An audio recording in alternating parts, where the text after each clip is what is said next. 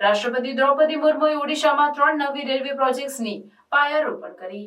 રાષ્ટ્રપતિ દ્રૌપદી મુર્મુએ ઓડિશામાં 3 નવી રેલવે લાઇન પ્રોજેક્ટ્સની પાયારોપણ કરી છે. રાજ્યના રેલવે ઇન્ફ્રાસ્ટ્રક્ચરને મજબૂત બનાવવાનો ઉદ્દેશ્ય ધરાવે છે. આ પ્રોજેક્ટ્સમાં બહામ પહાડ, કેન્ઝુઝર, બાંગરીપોશી, ગોરુમ હિસાની અને બુરામારા ચાકુલિયા રેલવે લાઇનોનો સમાવેશ થાય છે. સમારંભ દરમિયાન રાષ્ટ્રપતિ મુર્મુએ આ પ્રોજેક્ટ્સના મહત્વ પર ભાર મૂક્યો, જે કનેક્ટિવિટી સુધારવા અને પ્રદેશના સામાજિક આર્થિક વિકાસને પ્રોત્સાહન આપશે. નવી રેલવે લાઇનો ખનિજ સમૃદ્ધ વિસ્તારોમાંથી કાચા માલના પરિવહનને સુગમ બનાવશે, જેનાથી સ્થાનિક ઉદ્યોગોને વેગ મળશે અને રોજગારીના અવસરો સર્જાશે.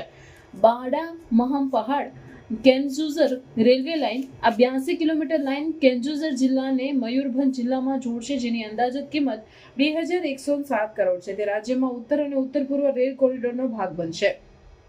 86 કિલોમીટર લાંબી આ લાઇન ઉત્તર ઓડિશાને ઝારખંડ સાથે જોડશે, જેની વિકાસ કિંમત 2549 કરોડ છે. આ 60 કિલોમીટરની લાઇન, જેની કિંમત 1639 કરોડ છે, ઉત્તર પૂર્વ ઓડિશાના હાવડા મુંબઈ મુખ્ય લાઇન સાથે જોડશે. રાષ્ટ્રપતિ મુર્મુએ રેલવે પ્રોજેક્ટ્સ ઉપરાંત રાયરંગપુરમાં આદિવાસી સંશોધન અને વિકાસ કેન્દ્ર, ડાંડા બોસ એરપોર્ટ અને ઉપવિભાગીય હોસ્પિટલ માટે નવા મકાનનું પાયારોપણ પણ કરી. આ પહેલો પ્રદેશમાં વિકાસ અને ઇન્ફ્રાસ્ટ્રક્ચર સુધારવા માટેના વ્યાપક પ્રયાસોનો ભાગ છે.